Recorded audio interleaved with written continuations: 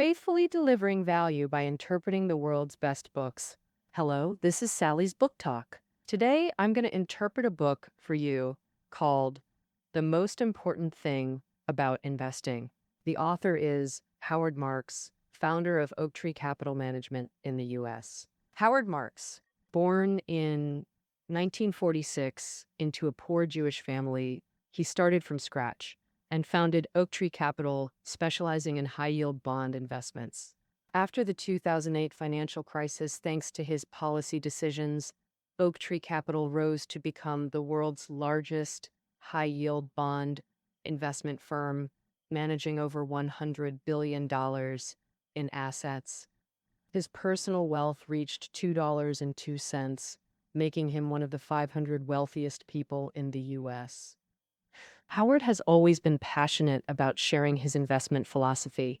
After founding Oak Tree Capital, he regularly sent articles to investors, collectively named Memos from the Chairman, which received high praise from investors, and including Warren Buffett, the Oracle of Omaha. Buffett once said that whenever he opened his email and saw an investment memo from Howard Marks, he would definitely open it first. Later, Columbia University in the U.S. invited Howard to write a book as a business school textbook.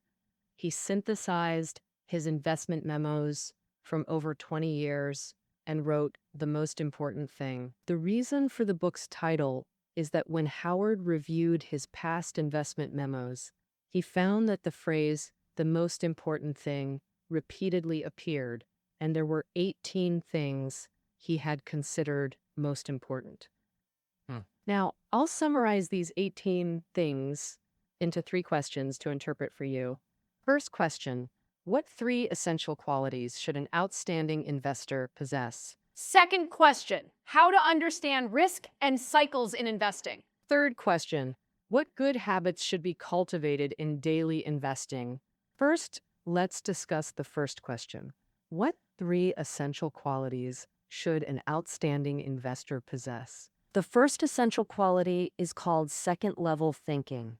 Howard believes that there are 2 different levels of thinking among investors, and many first-level thinking is simple, focusing solely on investment products or market valuations. For example, someone using first-level thinking might say, "This is a good company, let's buy the stock." Whereas second-level thinking is more perceptive and circuitous. For example, someone using second-level thinking might say, "This is a good company, but everyone thinks it's a good company, so the stock is overvalued. Let's sell the stock." Compared to first-level thinking, it focuses not only on products and valuations, but also on people, that is, other investors' thoughts. This requires insight into market participants' emotions, psychology, and behavioral patterns, an irreplicable investment skill that must be personally developed, with no way to borrow others' experience. Many investment books try to summarize investing with a simple formula, believing investors just need to rigidly follow it. For example, buying when breaking above certain moving averages, selling when breaking below them, and so on. Howard believes one of the most important things in investing is remembering that markets aren't an exact science. They might not even fall within scientific boundaries. All investment formulas and rules can't be replicated and verified like science. To become an outstanding investor, you must develop your own second-level thinking by understanding capital markets people and events. There are absolutely no shortcuts. The second essential quality for outstanding investors is the courage and conviction to pursue high returns. Many investment theorists believe in a theory called the efficient market hypothesis. Its core logic is that every factor potentially affecting price is already reflected in prices, meaning market prices are always right, so beating the market is impossible. Well, long-term results show everyone's investment performance can only match or even fall below the market average, that is, the index. But in reality, no market is completely efficient. Of course, market efficiency is powerful, Once news leaks, even to just a few people, it instantly affects prices, so we must respect the market. But under specific circumstances, markets can show inefficiency. For example, overreacting to negative news causes prices to drop far below value. Seizing these opportunities yields above average returns. The third essential quality for outstanding investors is the ability to judge and adhere to intrinsic value. Generally, there are three investment types: trend investing, value investing, and growth investing. Trend investing relies on technical analysis, using indicators like K-lines and MACD to judge price trends, buying during uptrends and selling during downtrends. And compared to first-level thinking, it focuses not only on products and valuations, but also on people, that is, other investors' thoughts. This requires insight into market participants' emotions, psychology, and behavioral patterns, an irreplicable investment skill that must be personally developed with no way to borrow others' experience. Many investment books try to summarize investing with a simple formula, believing investors just need to rigidly follow it. For example, buying when breaking above certain moving averages, selling when breaking below them, and so on. Howard believes one of the most important things in investing is remembering that markets aren't an exact science. They might not even fall within scientific boundaries. All investment formulas and rules can't be replicated and verified like science. To become an outstanding investor, you must develop your own second-level thinking by understanding capital markets, people, and events. There are absolutely no shortcuts. The second essential quality for outstanding investors is the courage and conviction to pursue high returns. Many investment theorists believe in a theory called the efficient market hypothesis. Its core logic is that every factor potentially affecting price is already reflected in prices, meaning market prices are always right, so beating the market is impossible. So long-term results show everyone's investment performance can only match or even fall below the market average, that is, the index. But in reality, no market is completely efficient. Of course, market efficiency is powerful. Once news leaks, even to just a few people, it instantly affects prices, so we must respect the market. But under specific circumstances, markets can show inefficiency. For example, overreacting to negative news causes prices to drop far below value. Seizing these opportunities yields above average returns. The third essential quality for outstanding investors is the ability to judge and adhere to intrinsic value. Generally, there are three investment types: trend investing, value investing, and growth investing. Trend investing relies on technical analysis, using indicators like K-lines and MACD to judge price trends, buying during uptrends and selling during downtrends. Therefore, Howard uses this personal experience to warn readers that accurately judging the value of growth companies is extremely difficult. Even America's top analysts couldn't do it. So when assessing a growth company's intrinsic value, we must be extremely cautious. That concludes the first question. To summarize, outstanding investors should possess these three essential qualities: second-level thinking, the conviction to beat the market, and the ability to judge intrinsic value. To become an outstanding investor, you must work hard in these three areas: thinking patterns, market understanding, and research capabilities. Now let's examine the second question: how to understand risk and cycles in investing. First, the concept of risk. It's the probability of permanent capital loss. This sounds simple, but many people misunderstand it, most commonly confusing it with two concepts: volatility and returns. Many believe low volatility means low risk. Actually, that's not true. Consider this simple example. Suppose two stocks. Stock A fell 8% daily for 3 days. Stock B fell 5% daily. Which has higher risk? Some might say stock A, but actually it's stock B. It's an ST stock, meaning a severely loss-making company at risk of delisting. It only fell 5% daily, due to the down limit rule capping daily losses at 5%.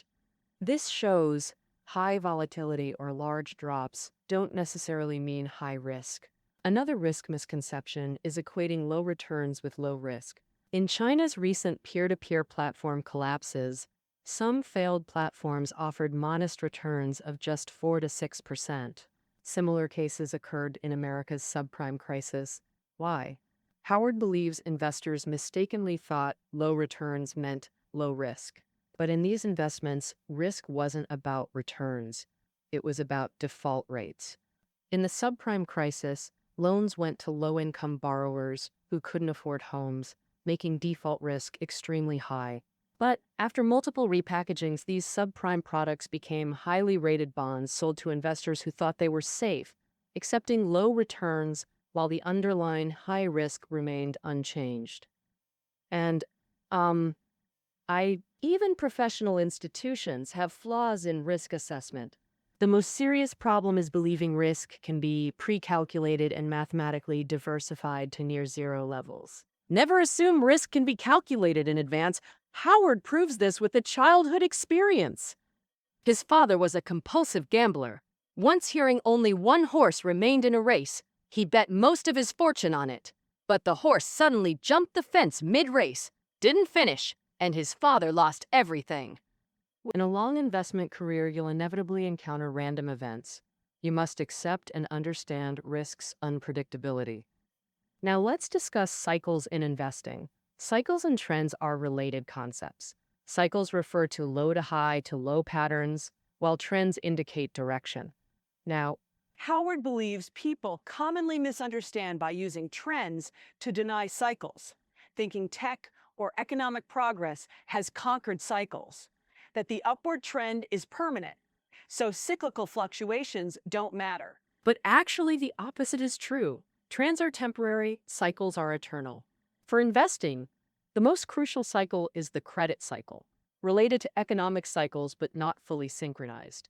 The credit cycle often starts with economic prosperity. As economic growth accelerates, credit supply expands, and financial institutions scale up dramatically.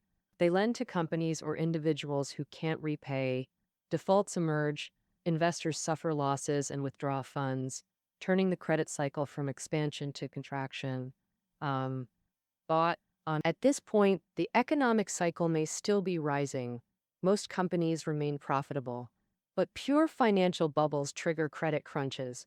After one financial bubble bursts, since the real economy still grows, capital finds new opportunities, and soon a new credit cycle begins. This creates trading opportunities, but also fuels the illusion that credit cycles have been conquered by economic growth.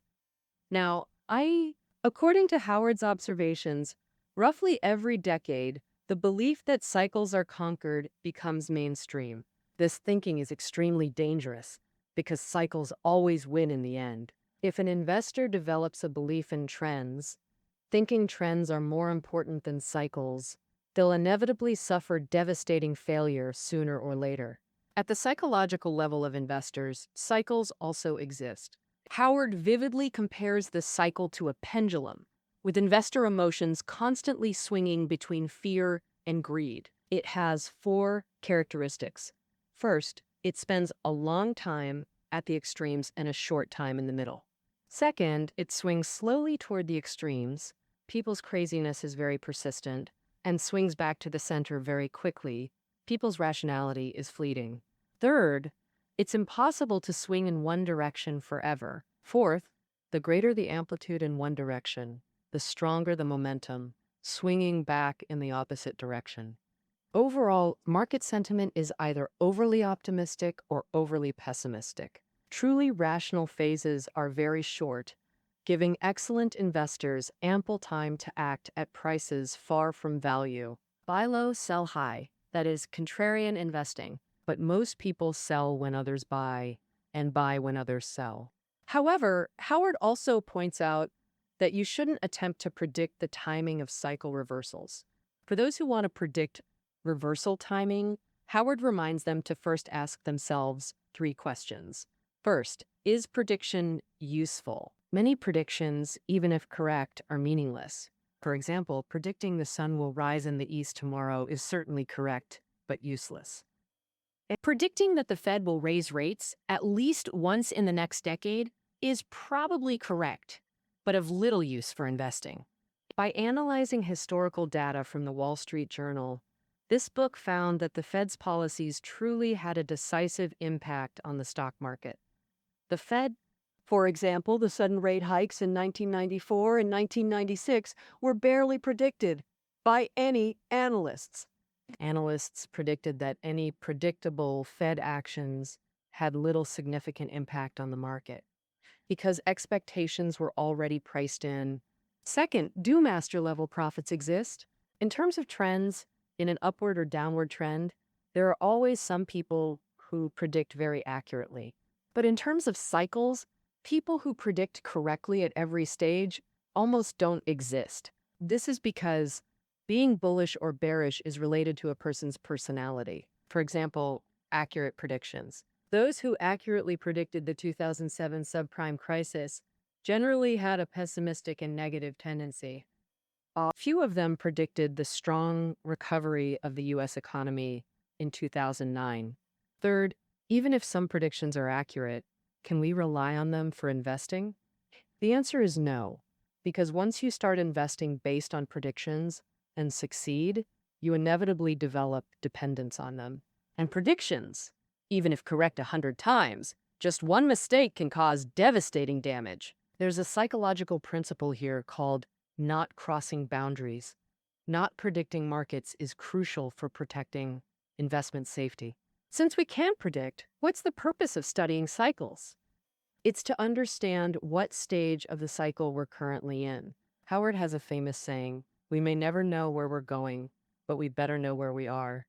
When markets overheat, we can't predict when they'll start falling. What matters? Tomorrow, next month, or even next year. But what's crucial is having an accurate assessment of the current market phase. If we're in overvalued territory, reducing positions is always the right choice. That concludes the second question. To summarize, risk is the possibility of permanent loss. High risk doesn't equal high volatility, won't automatically bring high returns, and can't be eliminated mathematically. Trends are temporary, cycles are eternal. No matter how strong the momentum, cycles always win eventually. Cycles make market psychology swing like a pendulum. Cycles create contrarian opportunities. What matters isn't predicting reversal timing. It's knowing our current cycle stage. Finally, let's address the third question. What good habits should be cultivated in daily investing? The first habit is introspection, learning to control your emotions. Investors must constantly check if they're being negatively influenced by market sentiment. Common negative emotions include, first, desire for money, greed. Second is fear or excessive worry. Third is self-deception, believing illogical theories like so-called stock gods. Fourth is herd mentality, similar to the third, but believing in the crowd instead of stock gods. Fifth is envy, like getting angry when other stocks perform better, essentially extreme greed. Sixth is arrogance, thinking you're the stock god yourself. Seventh is capitulation. This emotion often emerges at critical turning points in market trends. When extreme market sentiment persists too long, rational investors begin doubting their convictions. If you feel the urge to capitulate to the market, it shows you're sharp, but you must overcome this emotion and not fall in the darkness before dawn. The second habit is waiting for opportunities. The book uses this metaphor. Most investors are like cats seeing only food, climbing desperately toward bait at the treetop. But after climbing up, they find they can't get down. Meaning, if you constantly chase investment opportunities, your vision narrows and you easily overlook surrounding dangers. If you want something too badly, you'll unintentionally bid up its price. Therefore, we must cultivate the habit of waiting for investment opportunities. As a fund manager, Howard follows this principle. Never proactively call stockholders asking to sell. Instead, wait for them to call offering to sell. Ordinary investors shouldn't rush to chase highs when buying stocks either. The third habit is acknowledging luck's role. Don't be superstitious. A frustrating reality in capital markets is randomness. It hugely impacts outcomes. Periodically, some unskilled gambler gets lucky and suddenly makes a fortune. Good luck, just as bad luck strikes. For example, a brilliant investment loses money due to accidents. Distinguishing luck from skill in outcomes is crucial. Confusing these factors devastates investor psychology. Over superstition kills initiative. Though luck permeates investing, it's beyond our control. Only by mentally excluding it can we properly assess our investment skills and identify real improvements. And the fourth habit is defensive investing, or maintaining a margin of safety. Defensive investing here doesn't mean buying treasury bonds. It reminds us that avoiding mistakes is fundamental. This introduces a concept, the winner's game. The book uses tennis matches to explain the winner's game, the concepts of winner's game and loser's game. The so-called winner's game refers to matches between professional tennis players. There's a tennis term called unforced error, meaning a hitting mistake made without opponent pressure due to one's own skill or mental issues. Professional players rarely make unforced errors. One such mistake could cost the entire match. The so-called loser's game is tennis between amateurs, where nearly every point comes from opponents' unforced errors since skill levels are low. Whoever makes fewer mistakes wins. Investing isn't a loser's game. It's never about who makes fewer mistakes. It's a winner's game among professionals. One mistake could mean total loss.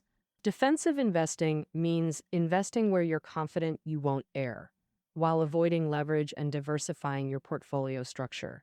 Don't put all eggs in one basket. Those with stronger investment expertise have broader defensive options. Never risk buying assets you don't understand while hoping others make more mistakes. That's extremely dangerous. Trading. The fifth habit is quantitatively evaluating investment results. Without this, you can't accurately understand your style or skills, making improvement difficult. Quantitative evaluation involves math formulas but isn't hard. It revolves around just two coefficients, alpha and beta. Let's see an example. Two investors. The first earns 10% when the index rises 5%, but loses 10% when it falls 5%. The second earns 3% when the index rises 5% and loses 3% when it falls 5%. So which has stronger investment skills? The answer is neither actually has investment skill. Long-term, both only achieve benchmark returns, same as buying index funds. Their difference lies in volatility, measured by beta coefficients, 2 and 0.6 respectively. This has nothing to do with investment ability. Let's see another example. Two more investors. The first earns 10% when the index rises 5%, but loses only 5% when it falls 5%. The second person earns 8% when the index rises 5% and earns 3% when it falls 5%. So which of these two has stronger investment skills? First, it's clear both in this second example have investment skills because they show asymmetry, earning more during rises and losing less during falls. The metric measuring this asymmetry is the alpha coefficient. So who's stronger? The answer is they're equally strong. A simple linear equation shows both have an alpha of 2.5, differing only in beta coefficients. The first has 1.5, the second has 1.1. For this example, I've put the alpha and beta calculation process in the reading notes. Interested friends can check it out. With equal investment skill, is higher or lower volatility better? This isn't absolute. Howard considers himself high alpha, low beta, focusing on minimizing losses during market declines. He's less concerned about maximizing gains during market rises. Different styles suit different people. As long as you improve alpha, beta isn't crucial. If interested, pull out your investment records. Calculate your alpha and beta using the method in the reading notes. The sixth trading habit is setting reasonable expectations. Every new investor needs realistic expectations up front to better control cash flow and investment pace. The book lists typical unreasonable expectations, like absolutely stable long-term returns. Decades-long returns can't be perfectly stable. Even Buffett has strong and weak years. Among famous U.S. fund managers, perhaps only one consistently promised identical returns for decades. That person was Madoff. Later, he was exposed as a fraud. His fund was a Ponzi scheme with no real investments. This proves long-term stable returns hardly exist. Without other stable income, don't invest all assets. Otherwise, weak years may cause liquidity issues. Another unreasonable expectation is chasing above-average returns. Don't covet others' gains. Set a reasonable upper limit before investing and stop risking more when reached. In other words, take profits timely. That concludes the third question. We finished interpreting the essence of this book. Let's review. An outstanding investor should possess second-level thinking beyond the ordinary, the conviction to beat the market, and the ability to adhere to intrinsic value. B, D, H. To cultivate these qualities, First, understand risk and cycles. these two crucial concepts in investing. Risk is the probability of permanent capital loss. Low volatility and low returns don't mean low risk. In investing, cycles are always more important than trends. And technological progress has changed lives, but the economic growth it brings isn't enough to overcome investment cycles. By mastering the laws of cycle movements, you can engage in contrarian investing. I am sorry, Tommy Laxon. Cultivate good habits in investing. Emotional introspection, waiting for opportunities, rejecting superstition, maintaining a margin of safety, and setting reasonable expectations. Through quantitative assessment, elevate your investment skills. Finally, let's conclude today's interpretation with what the author Howard considers the most important investment maxim. The wise act early while fools delay. The wise are the first to find opportunities and gain the most, while fools, the last one standing guard and bearing losses. May everyone become wise investors. For good investing, the most important thing. That's all for this book's interpretation. Reading notes are below the audio. See you tomorrow.